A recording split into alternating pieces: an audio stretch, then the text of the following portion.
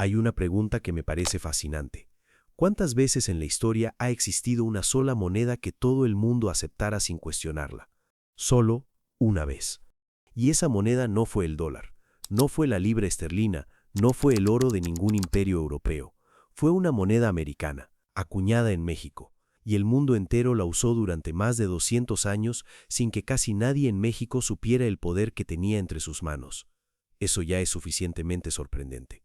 Pero la historia real es mucho más retorcida que eso. Porque detrás de la moneda que conectó a China con América, a Europa con Asia, a piratas con emperadores, hay una pregunta que nadie quiere responder. ¿A quién benefició realmente todo ese poder? La respuesta va a incomodarte, y probablemente va a cambiar la forma en que ves el sistema financiero que usamos hoy. Esto es la historia del Real de A8, la primera moneda global de la historia, y la historia de por qué el país que la creó nunca controló realmente el poder que generó. Para que una moneda conquiste el mundo, alguien tiene que necesitarla desesperadamente. Y en el siglo XVI, todo el mundo la necesitaba. Hacer comercio internacional en el siglo XVI era como intentar construir un edificio donde cada arquitecto usara una unidad de medida diferente y ninguno confiara en las medidas del otro. Cada reino tenía su propia moneda, su propio peso, su propio contenido de metal, y su propia historia de trampas y devaluaciones. Un mercader que llegaba a Lisboa con monedas venecianas tenía que negociar el valor de su dinero antes de poder comprar cualquier cosa. La desconfianza no era la excepción, era el estado natural del comercio global. Europa tenía además un problema que la mantenía en una posición de debilidad permanente frente a Asia. Quería todo lo que Asia producía, seda, especias, porcelana, pero Asia no quería nada de lo que Europa ofrecía. Los mercaderes europeos llegaban a China con paños de lana y volvían casi con las manos vacías. Era un déficit comercial que nadie sabía cómo resolver. Hasta que alguien miró debajo de una montaña en el altiplano boliviano, y debajo de los cerros de Guanajuato y de Zacatecas. Y lo que encontraron ahí cambió la historia del dinero para siempre. Pero el vacío que la plata mexicana iba a llenar no era solo económico, era de poder. Y como siempre ocurre cuando aparece un vacío de poder, lo que vino después no fue solo prosperidad. Fue una pelea brutal por controlar quién se quedaba con las ganancias reales. Y esa pelea, como vas a ver, la ganaron exactamente las personas que menos aparecen en los libros de historia. La corona española construyó casas de moneda en Ciudad de México y en Potosí para convertir la plata americana en monedas estandarizadas. Cada real de A8 tenía un peso casi idéntico y una pureza de plata verificable. En un mundo sin bancos centrales ni garantías internacionales, esa consistencia era algo que no existía en ningún otro lugar. Era confianza hecha metal, y la confianza en economía vale más que el metal mismo. Pero aquí viene el dato que la mayoría de los libros de historia omiten. España no era el verdadero arquitecto financiero de este sistema. Detrás de la corona operaban los banqueros Fugger de Augsburgo, una familia alemana que había financiado la elección del propio Carlos V como emperador del Sacro Imperio Romano. Los Fugger tenían concesiones sobre las minas americanas como garantía de sus préstamos. En términos de hoy, las minas de México y Bolivia estaban parcialmente hipotecadas con banqueros privados europeos antes de que su plata llegara al primer barco. España ponía la tierra, los pueblos indígenas ponían el trabajo, y los Fugger ponían las reglas del juego financiero. Ese esquema no desapareció con el tiempo, solo cambió de actores. Lo que sí hizo España de forma casi accidental fue no intentar controlar quién usaba la moneda. La plata salía de América, cruzaba el Atlántico, pagaba guerras y deudas en Europa y desde ahí se dispersaba al mundo entero. Cada moneda que llegaba a manos de un mercader flamenco o un comerciante otomano era básicamente un embajador de América que no necesitaba escolta militar. Y ese embajador era bienvenido absolutamente en todos lados. Eso es poder blando, antes de que existiera el concepto. El Real de A8 no fue adoptado por decreto ni por conquista militar. Fue adoptado porque era mejor que todo lo demás. Los mercaderes lo preferían porque podían confiar en su peso. Los gobiernos lo aceptaban porque sus ciudadanos ya lo usaban. Los bancos lo almacenaban porque mantenía su valor. Así funciona el poder financiero real. no se impone con cañones. Se vuelve indispensable sin que nadie lo note hasta que ya es demasiado tarde para cambiarlo. En Manila, punto de encuentro entre el galeón de Acapulco y los mercaderes asiáticos, el real de A8 era la única moneda que ponía de acuerdo a chinos, japoneses, malayos y españoles al mismo tiempo. Durante 250 años, la ruta del galeón de Manila fue la primera línea de comercio transpacífico de la historia, y su único combustible era la plata mexicana. Cada año, entre 2 y 4 millones de pesos en plata cruzaban el Pacífico y volvían cargados de seda y porcelana.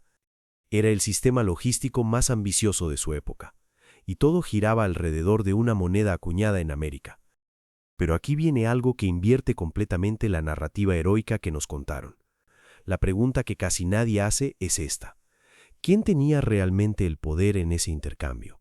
Los historiadores occidentales lo presentan como una conquista financiera española de los mercados asiáticos, pero el historiador André Gunder Frank argumenta exactamente lo contrario en su obra Reorient. China era el centro de la economía global en ese periodo. Europa era la periferia que pagaba para acceder al mercado chino. Bajo esa lectura, el real de A8 no era una bandera de victoria española. Era la cuota de acceso que Occidente pagaba al verdadero poder económico de la época. La plata no conquistó China. China la absorbió, la digirió y siguió dictando las condiciones. En las colonias que luego se convertirían en Estados Unidos, el real de A8 era tan cotidiano que los colonos simplemente no tenían otra moneda funcional para el comercio diario. Cuando Jefferson y Hamilton diseñaron el sistema monetario estadounidense, no empezaron de cero. Tomaron el real de A8 como modelo y lo transformaron en el dólar. El signo del dólar, ese símbolo que hoy reconoce cualquier persona en cualquier rincón del mundo, es muy probablemente una evolución visual de las columnas de Hércules grabadas en el real de A8. Aunque no hay consenso académico absoluto sobre esto, existen al menos 3 teorías serias sobre el origen de ese símbolo, pero es la teoría más respaldada. Y de ser así, significa que el ícono más reconocido del poder financiero moderno nació en una ceca mexicana del siglo XVI. Y hay un dato más que me parece imposible de ignorar. En 1857, Estados Unidos todavía reconocía legalmente el real de A8 como moneda de curso legal en su territorio, 80 años después de su independencia. El mundo financiero tarda mucho más en cambiar que los mapas políticos, siempre. Y eso nos lleva a la pregunta que nadie en esta historia quiere responder. Hasta aquí esto podría parecer una historia de triunfo. La plata mexicana conquistando el mundo, inspirando al dólar, financiando el primer sistema de comercio global. Pero hay una pregunta que la narrativa épica evita deliberadamente. ¿A qué costo humano se construyó todo esto? La mita minera era el sistema con el que la corona española extraía mano de obra indígena para las minas. En el papel no era esclavitud, pero en la práctica era algo que en muchos casos la superaba en brutalidad, porque al menos el esclavo representaba una inversión que había que proteger. El mitayo era reemplazable. Se estima que solo en las minas de Potosí murieron entre 8 y 9 millones de personas en condiciones de explotación extrema durante el período colonial. Para dar escala, eso es más que la población actual de muchos países europeos. Muertos, en una sola mina, para sostener una moneda que enriquecía a otros. Eduardo Galeano lo escribió con una precisión que todavía incomoda.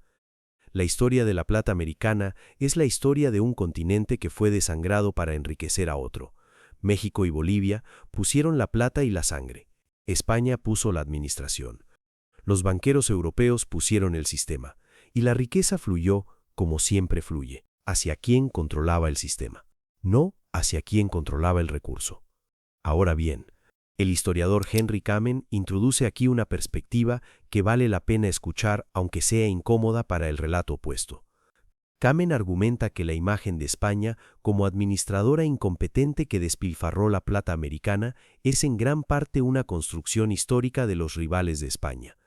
Fue escrita principalmente por historiadores británicos y holandeses que tenían todo el interés del mundo en presentar el modelo español como el ejemplo del fracaso, para legitimar su propio modelo de desarrollo. La realidad, dice Kamen, es más compleja. España enfrentó guerras religiosas, deudas heredadas y presiones geopolíticas que ninguna cantidad de plata podía resolver de forma sostenible. ¿Quién tiene razón? Probablemente los dos en parte. Y esa tensión entre el relato del triunfo y el relato de la explotación es exactamente donde vive la historia real, la que no cabe en un solo titular, la que te obliga a pensar en lugar de solo consumir.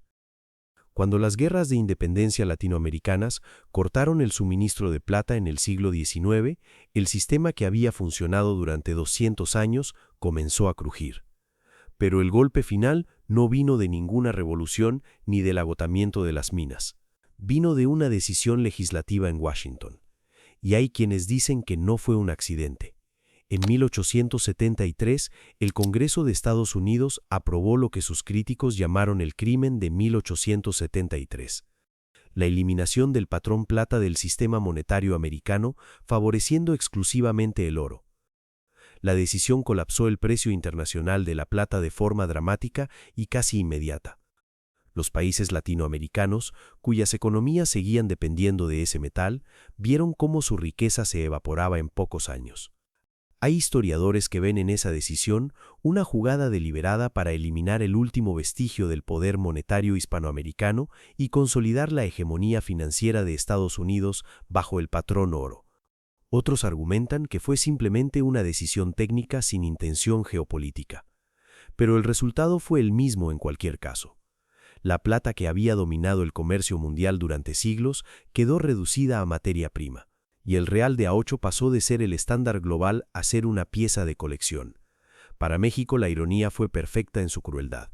El país que había acuñado la moneda del mundo heredó las minas, las casas de moneda y el prestigio histórico. Pero no heredó la red comercial, los contactos financieros internacionales ni la estabilidad institucional para aprovecharlo. Las guerras internas destruyeron en décadas lo que había tardado siglos en construirse. El peso mexicano siguió circulando en Asia hasta bien entrado el siglo XIX, pero ya como eco de un poder que se había ido sin que nadie en México alcanzara a entender completamente lo que había perdido. Hoy, el peso mexicano es una moneda respetada pero regional. El dólar ocupa exactamente el lugar que tuvo el real de A8, moneda de reserva global, estándar del comercio internacional, lengua común del dinero. Y México sigue siendo uno de los mayores productores de plata del mundo. La misma plata que alguna vez hizo girar la economía global sigue saliendo de sus minas, solo que ahora se vende como materia prima a precio de mercado, no se acuña como instrumento de poder. El sistema financiero global que usamos hoy tiene ADN mexicano, aunque casi nadie lo mencione. Las rutas comerciales transpacíficas, el concepto de una moneda estandarizada de confianza universal, posiblemente incluso el símbolo del dólar, todo eso tiene una deuda histórica con esa pieza de plata que recorría el mundo hace 3 siglos. Y cuando hoy escuchas hablar del yuan digital chino como contrapeso al dólar, o del euro buscando mayor peso en el comercio global, estás escuchando el mismo debate de siempre. Quien controla la moneda del mundo, controla el mundo. Ese debate nunca terminó, solo cambió de protagonistas. La lección más honesta de esta historia no es que México fue grande y luego cayó. Es que el poder financiero real nunca estuvo donde parecía estar. Estaba en los banqueros que financiaban a la corona. Estaba en los mercados chinos que dictaban las condiciones del intercambio. Estaba en los legisladores de Washington que decidieron qué metal valía y cuál no. La plata salía de México, pero el poder de verdad siempre circuló en otra dirección. México le dio al mundo su primera moneda global, y el mundo la usó durante 200 años para construir un sistema financiero del que México nunca fue el centro. Tener el recurso sin controlar el sistema es la trampa más antigua de la economía. Y lo más inquietante no es que México cayó en ella. Es que ese mismo patrón, con otros nombres y otros metales, sigue repitiéndose hoy en distintos rincones del mundo.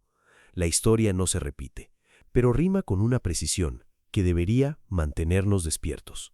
Soy José, y esto es Historia del Poder Financiero. Nos vemos en el próximo video.